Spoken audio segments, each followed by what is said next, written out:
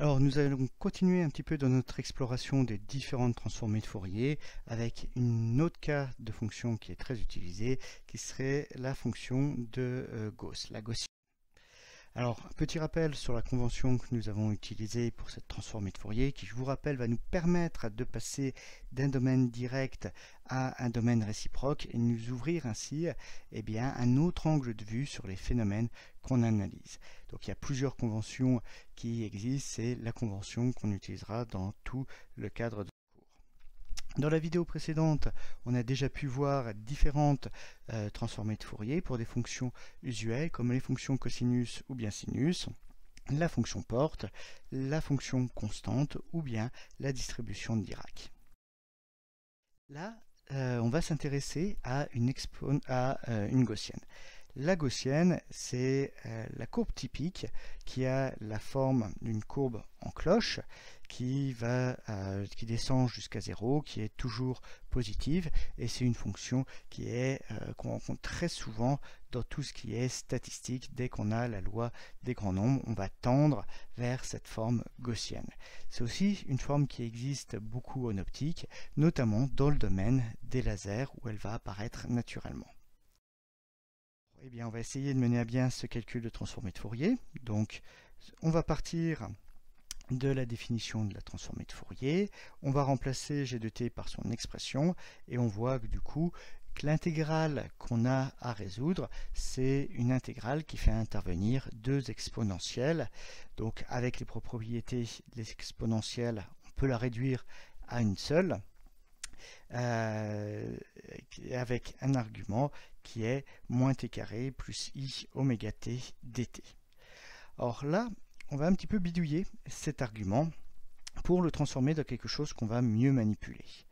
Et ce qu'on peut remarquer, c'est que t carré plus i oméga t, c'est égal à t carré plus i oméga t, auquel je rajoute i sur 2 oméga le tout au carré, et je retranche la même quantité.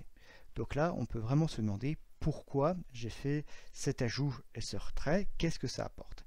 Eh bien, ça apporte que dans les trois premiers termes, eh bien, je peux reconnaître une identité remarquable.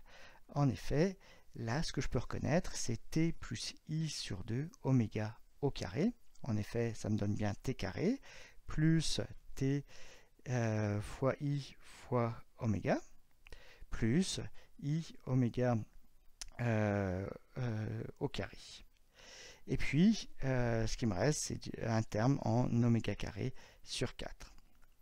Donc, je remets tout ça dans mon expression du spectre, et puis là, j'ai un terme que je peux, sortir de mon intégrale, c'est le moins oméga carré sur 4 qui est dans l'exponentielle.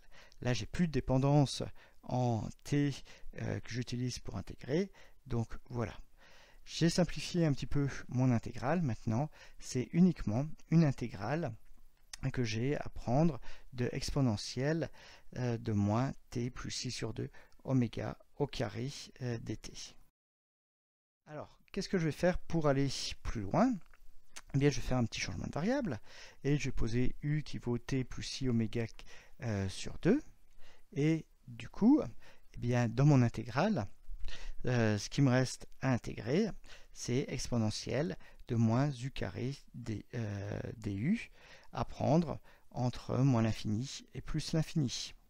Et ça, eh bien, c'est une intégrale qu'on trouve dans la littérature, qu'on trouve sur Internet. On la connaît, elle vaut racine de pi. Donc, eh bien, j'ai mon résultat. La transformée de Fourier d'une gaussienne, eh bien, c'est une gaussienne. Ça vaut plus précisément racine de pi exponentielle oméga carré, moins oméga carré sur 4. Donc pour terminer, je peux faire une petite comparaison entre deux fonctions qu'on a croisées. On avait vu dans la vidéo précédente la fonction porte qui avait comme transformée de Fourier la fonction sinus cardinale, et là on a la fonction gaussienne qui a comme transformée de Fourier une gaussienne.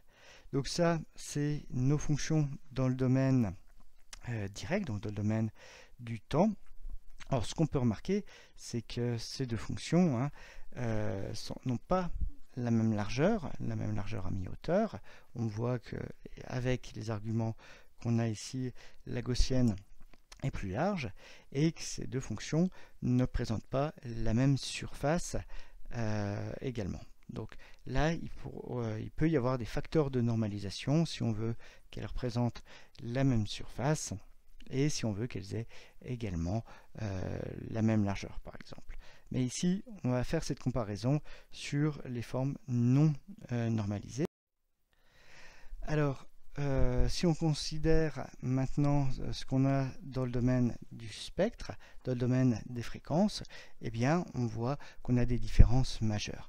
Comme j'ai dit, la transformée de Fourier d'une gaussienne, c'est une fonction gaussienne, et ça, c'est un des rares cas qu'on ait. Ce qu'on a vu dans les exemples précédents, c'était que la transformée de Fourier était très différente de la fonction dans le domaine direct. Par exemple, une constante a comme transformée de Fourier une distribution de Dirac, et là, on voit bien que la transformée de Fourier de la fonction porte n'a rien à voir avec la fonction porte. Donc ça, c'est déjà une propriété intéressante de la fonction gaussienne. On voit que cette fonction gaussienne n'a pas d'oscillation par rapport à la transformée de Fourier de la fonction porte, donc on n'est pas dans le cas du sinus cardinal où on va avoir des oscillations et où on va avoir une succession de valeurs négatives et positives. Là ici, la transformée de Fourier de la gaussienne n'a que des valeurs positives.